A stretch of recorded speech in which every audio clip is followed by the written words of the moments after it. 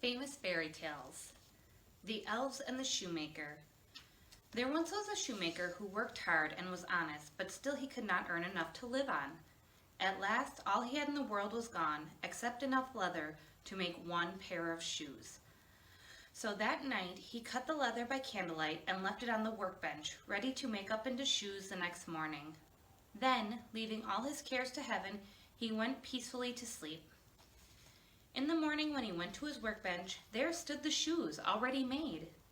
The good man didn't know what to say or think of the strange event. He picked up the shoes and put them down again. He scratched his head and blinked his eyes, but there stood the shoes. He was not dreaming. He looked at the workmanship. There was not one false stitch in the whole job, and all was neat and true.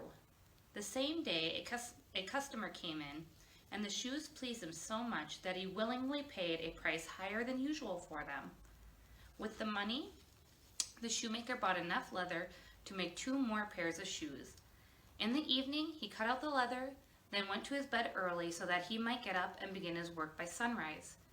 But when he got up at sunrise, the work was finished. Presently, buyers came in who paid him handsomely for his shoes, and he bought leather enough for 4 more pairs. He cut out the 4 pairs of shoes at night and, as before, found them finished in the morning. So it went on for some time. What was made ready in the evening was always done by daybreak, and the good shoemaker soon became thriving and prosperous in his business again.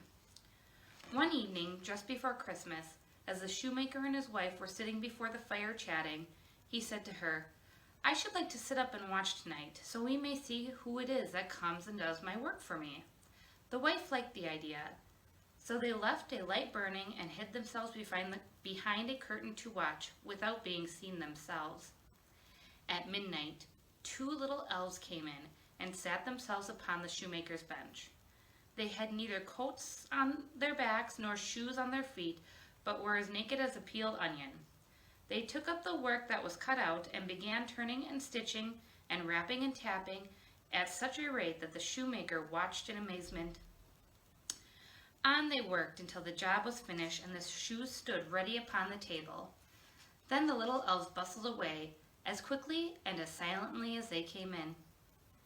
The next day the wife said to the shoemaker, "These little men have made us rich. We ought to show them our thanks. I am quite upset to see them working with not a stitch on their backs to keep them warm. I'll tell you what, I will make each of them a shirt, a coat, a waistcoat, and a pair of pantaloons into the bargain. You make each of them a little pair of shoes." This thought pleased the good shoemaker very much, and he set to work. One evening, when all the things were ready, he laid the clothes on the work table. Then the shoemaker and the wife hid themselves in order to watch what the little creatures would do. About midnight, the elves came in and were going to sit down to do their work, as usual. When they saw the clothes lying there for them, they laughed and clapped their hands.